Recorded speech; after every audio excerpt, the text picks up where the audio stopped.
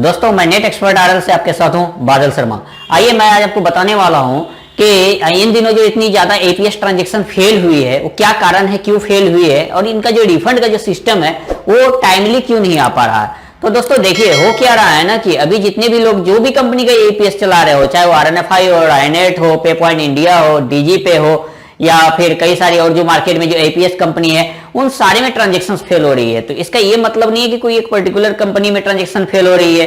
कुछ लोग जैसे बोलते हैं क्या कि सर इसमें ट्रांजैक्शन फेल नहीं हो रही है, इस कंपनी में नहीं हो रही है, तो ऐसा कोई बात नहीं है। हर कंपनी में कुछ ना कुछ ट्रांजैक्शन फेल हो रही है, किसी में कुछ ज्यादा हो रही है तो किसी में कम हो रही है, और डिपेंड करता है लोड पर। तो अब जो ये ट्रांजैक्शन फेल हो रही है इनका अमाउंट जो है, जो एक डेडलाइन फिक्स रहती है कि इस टाइम में ये अमाउंट रिफंड आ जाना चाहिए और वो अमाउंट रिफंड नहीं आ पाता है ऑन टाइम। जैसे कहा जाता है क्या कि जो कंपनी वाले से बात करेंगे वो बोलेंगे T+5 working days. T+5 working days होती क्या है ये? T+2 डे मतलब ट्रांजेक्शन डेट। T का मतलब है ट्रांजेक्शन डेट, 2 डे। जिस दिन आपने ट्रांजेक्शन किया है उससे आप 5 दिन और लगा ले, 5 वर्किंग डेज मतलब 6 डेज में ट्रांजेक्शन जो आपका फेल हुआ है वो ऑटो रिफंड हो जाता है। होता क्या है ना दोस्तों कि ट्रांजेक्शन जो हम लोग का होता है वो ऑटो रिफंड होता है, ऑटो रिफंड आ जाता है। लेकिन कई बार हम लोग को कंप्लेन करना पड़ता है। स्पेशली देखिए जो ग्रामीण क्षेत्र के बैंक होते हैं, ग्रामीण बैंक होते हैं, इनकी जो ग्लोबल एफएससी होती है ना, इनका सारे के एक ही एफएससी होती है, जिनका की ट्रांजेक्शन फेल होने के बाद रिफंड में थोड़ा सा टाइम लग जाता है। हो सकता है कई बार आपको बैंक जा करके वहां पर आपको एक चार्जबैक लेटर भी जमा करना पड़ता है।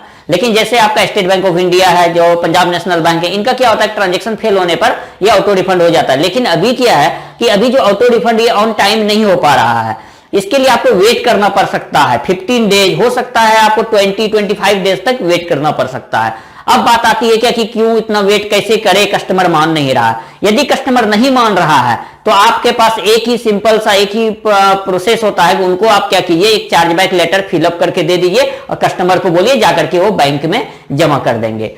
अब बात आती है क्या कि ये पैसे होते कहां पर है। देखिए होता क्या है कि यदि आपका फेल ट्रांजैक्शन का अमाउंट कंपनी के सर्वर में रहता है तो उससे 2 से 3 दिन में आ जाता है। और आरएनएफआई में तो इतना अच्छा सिस्टम है ना कि यदि कंपनी के सर्वर में है ना तो गेट स्टेटस का एक ऑप्शन होता है, वहां पर जाकर के आप ट्रांजैक्शन फेल वाला अमाउंट को अपनी वॉलेट में ले लेते हैं। लेकिन कुछ पेमेंट जो फेल होती है वो बैंक साइड से ही फेल हो जाता है, बैंक सर्वर से ही फेल हो जाता है। वो पेमेंट जो है आपको रिफंड आने में टाइम लगता है। तो ये पेमेंट कहां फंसा रहता है? देखिए बैंक का एक अपना बीजीएल अकाउंट जो होता है, वहां पर कुछ बैंक का मिसलेनियस अकाउंट बीजीएल अकाउंट होता है, वहां जाके रहता है वो अमाउंट। तो अब ये अमाउंट ये डिपेंड करता है ब्रांच मैनेजर पर कि वो जो है कितना जल्दी वो इन चीजों को मतलब निपटा लेते हैं। तो यदि आपको कोई कस्टमर परेशान हो रहा है तो आप उनको क्या कीजिए, चार्जबैक लेटर दे दीजिए, फिलअप करके भर करके अपना साइन वगैरह कर दीजिए, ठीक है, और कस्टमर को बोलिए ब्रांच में जाकर के जमा कर देंगे और एक रिसिप्ट ले लेंगे।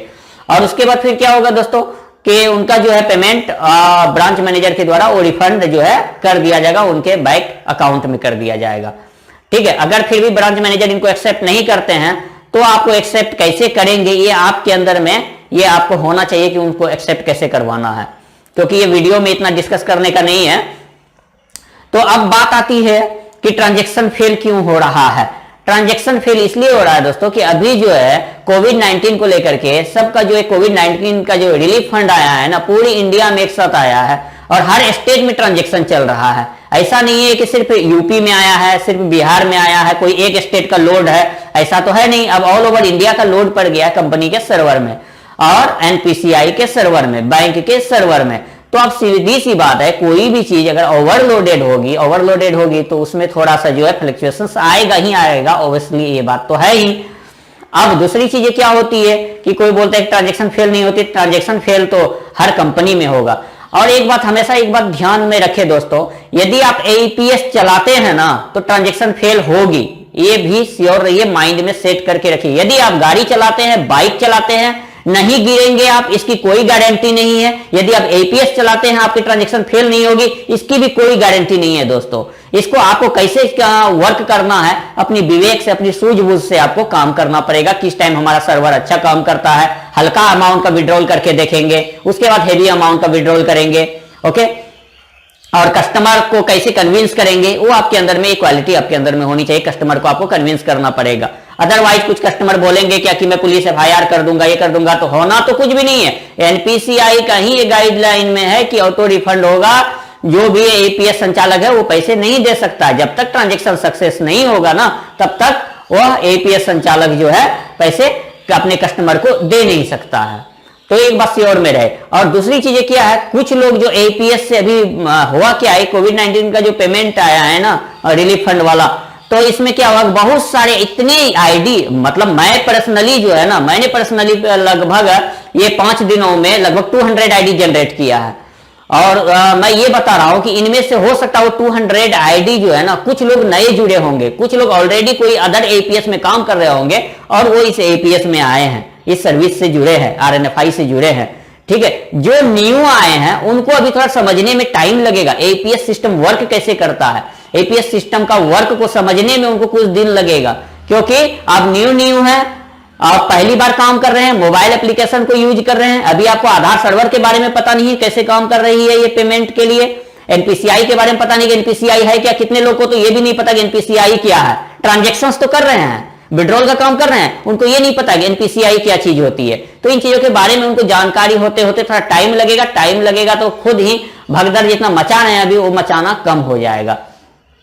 और हाँ, यदि आपको ज्यादा परेशानी है किसी कस्टमर को, तो मैंने कह दिया है चार्जबैक लेटर जो है वो जाकर के बैंक में अपने जमा कर दे, और ट्रांजैक्शन बिल्कुल संभल करके करे, अच्छे से करे। और सबसे बड़ी गलतियां क्या करते हैं यूजर्स, कि एक बार फिंगर लिया, वहां पर एरर, स्क्रीन में एरर मैसेज दिया, ट्रांजैक्शन से रिलेटेड फेल वगैरह कुछ का, उसके बाद वो नहीं मानते हैं, फिर दोबारा फिंगर लेते हैं, फिर तीसरी बार फिंगर लेते हैं। मतलब इतनी बार ना फिंगर लेते हैं ना कि जब तक उसका ट्रांजैक्शन, जब तक उसका अकाउंट बैलेंस डेबिट ना हो जाए ना, तब तक कसम खा लेते हैं कि इनका फिंगर को छोड़ना नहीं है। तो ऐसा भी नहीं करना दोस्तों। एक बार आपने फिंगर लिया, अगर किसी भी तरह का आपको डाउट लगा, डिले हुआ चलने में कि थोड़ा प्रोसेसिंग टाइम ज्यादा लग रहा है या एरर आ गया है, तो दोबारा फिंगर नहीं लेना है। ठीक है, ये सब सावधानी कुछ अपनी भी साइड से बरत करके जो है ना, आप बिल्कुल बहुत स्मूथ अपने सेंटर को चला सकते हैं और कोई भी तरह की परेशानी नहीं होगी। Thanks for watching.